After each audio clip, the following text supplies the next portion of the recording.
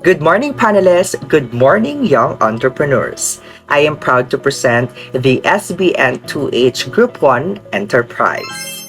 Upon discussing and incorporating everyone's idea and opinions, we decided to start a food business named Ahadia Enterprise.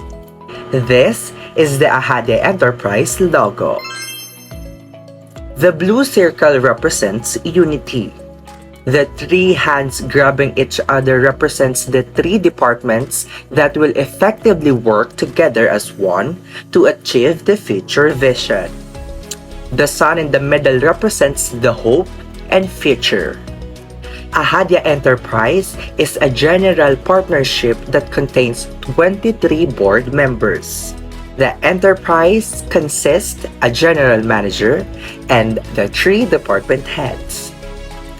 The general manager is responsible for planning, organizing, and supervising all business operations to achieve corporate goals and profitability. The marketing department is responsible for promoting the Ahadia Enterprise product.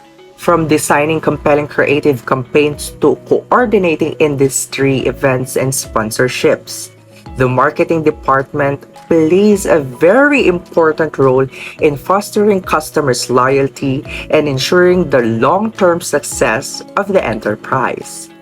The financial department.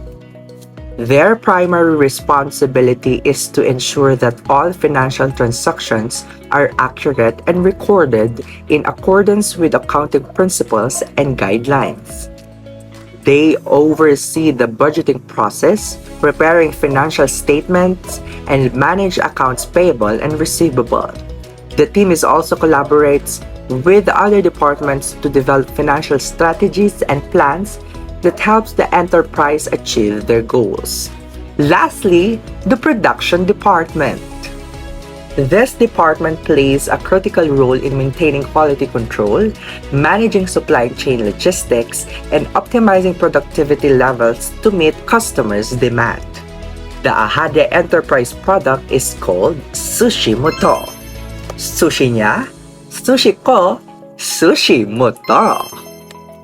Sushi moto comes from a combination of sushi itself. The mo means you as a Filipino, and the to comes from the word ito. And overall, the meaning of this product is to support and enjoy our very own proud Filipino taste.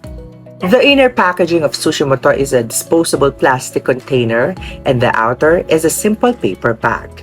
In addition to our packaging, we labeled it with our enterprise social media accounts.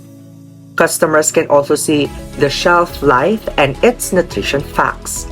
The Ahadia Enterprise primarily targets residents of Barangay Gulod who are between the ages of 20 and 64, who is regularly involved with work, commuting, school, church, and recreational activities. And the sushi motto is for everyone, not just for an adult or for the kids, but for everyone who wants to eat something when they're traveling to school, work, or wherever they want to go. So, in order for our customers to reach us, we will locate our physical store in Barangay Gulod, which has a total population of 28,868 people. In this data, our potential demand is 4,935, which leads to 3,869 demand forecast and with a 98% acceptability rate. It also contains a substantial amount of vitamin A as well as calcium, iron, and potassium. Our product will cost 90 pesos and weighs 200 grams per box and comes with 10 slices with every purchase. And this resulted from the production cost per unit, which cost 41.1 pesos with a 119% desired markup percentage. Compared to our competitors that cost 150 pesos to 300 pesos, our products are much more affordable, right? And we've made an agreement to distribute the products we sell using our food cart through our physical store, which is at Susana Street, Barangay Gulod in Quezon City. We will also take advantage of the growing popularity of social media sites in which many of us belong. Since social media platforms are much more easier, more accessible, and more efficient, we decided to use them as our primary marketing strategy.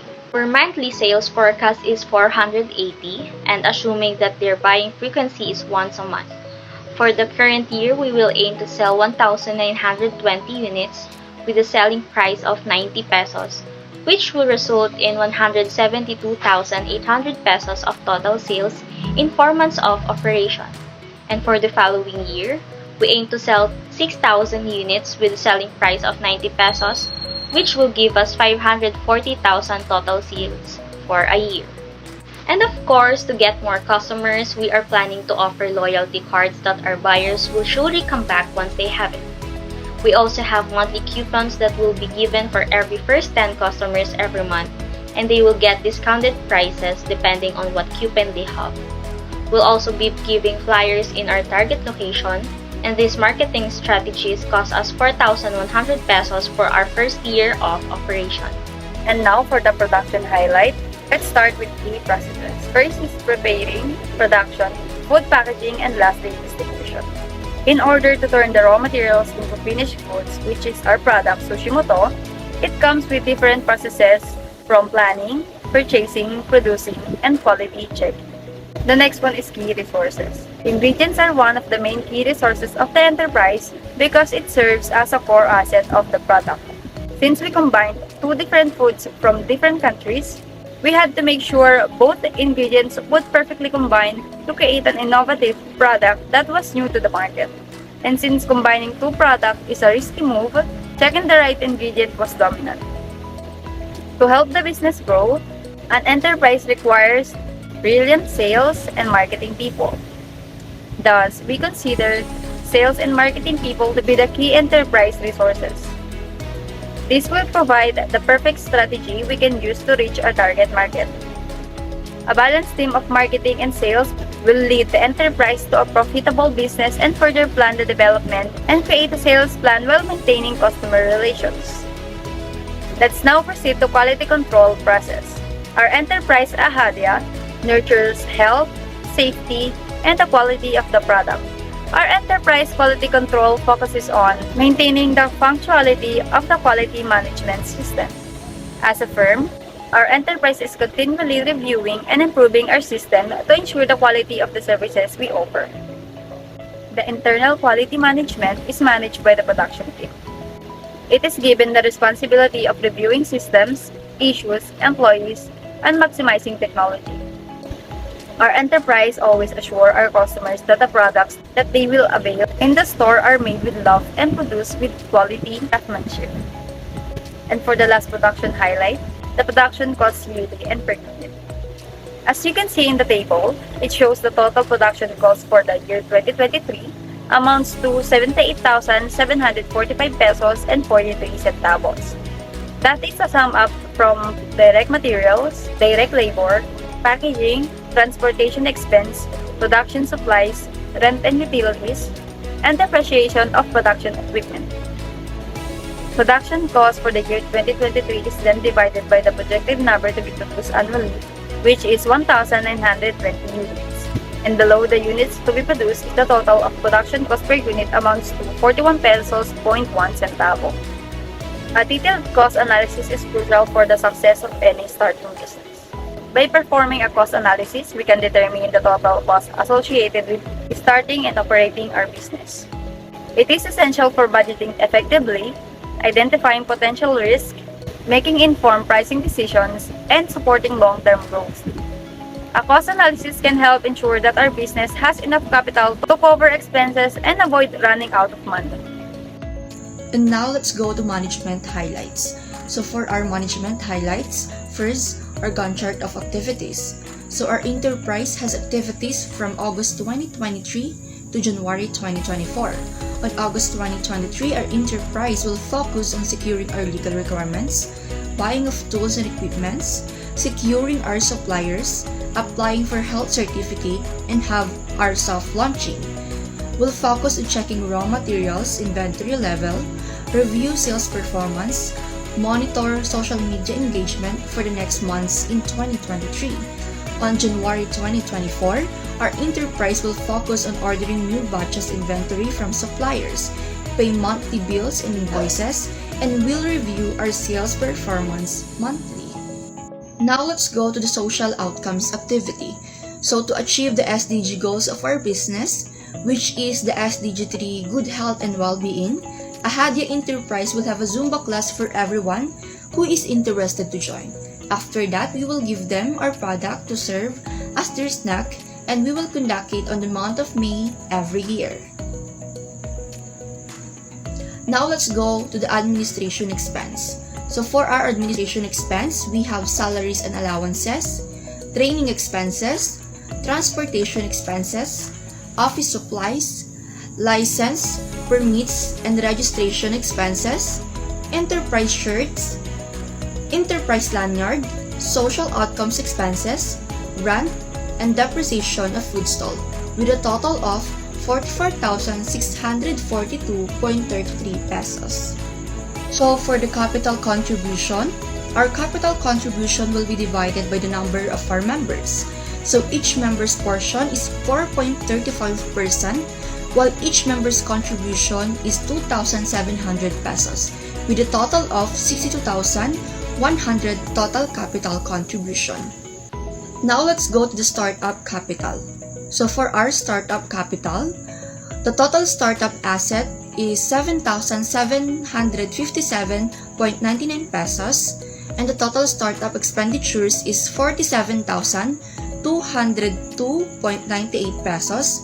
For the contingency fund, 7,139.03 pesos, and the total startup capital is 62,100 pesos.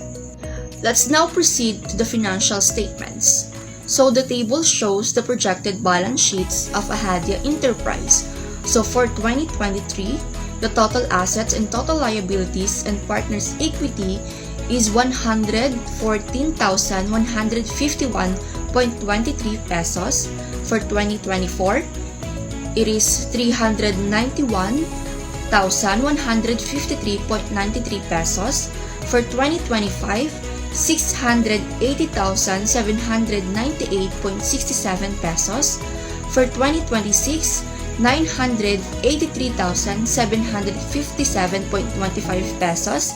And for 2027, it will be 1,298,895.08 pesos.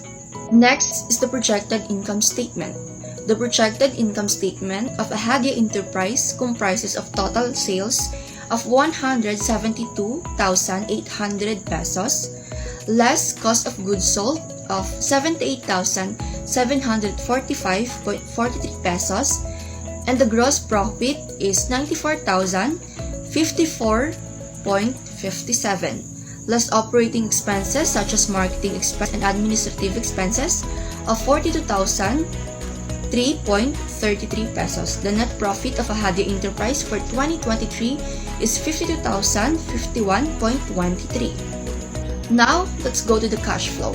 The cash flow of projected cash flow of Ahadia Enterprise by 2023 by subtracting the total cash inflow worth 234,900 and the total cash outflow worth 128,038.89 is equal to net cash flow of 106,861.1.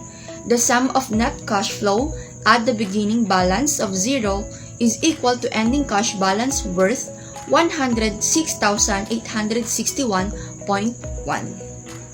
Next is the changes in partners' equity. It is a summary of total contribution, percent of share, and total share in loss or profit. So in beginning equity shows the member contribution of 2,700 with a total value of 62,100 that can be used to our enterprise operating activities and other expenses.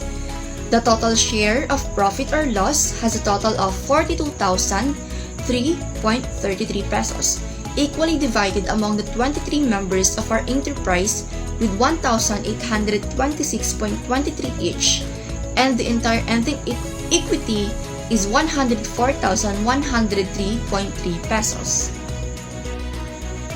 Now let's proceed to payback period.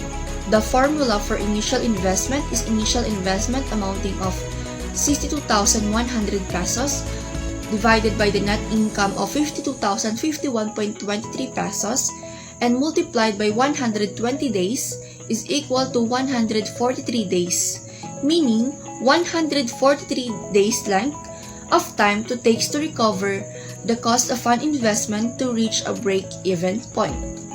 Now let's go to the return of investment. So it measures by the net income of 52,051.23 pesos divided by the initial investment of 62,100 pesos multiplied by 100 is equal to 55%. And lastly, for the break-even, the formula for break-even point in units is fixed cost of 60,826.77 pesos divided by the contribution margin per unit of 58.79 pesos is equal to 1,035. The result shows that the fewer the number of units, the better. There you have it, ladies and gentlemen. Thank you so much for listening.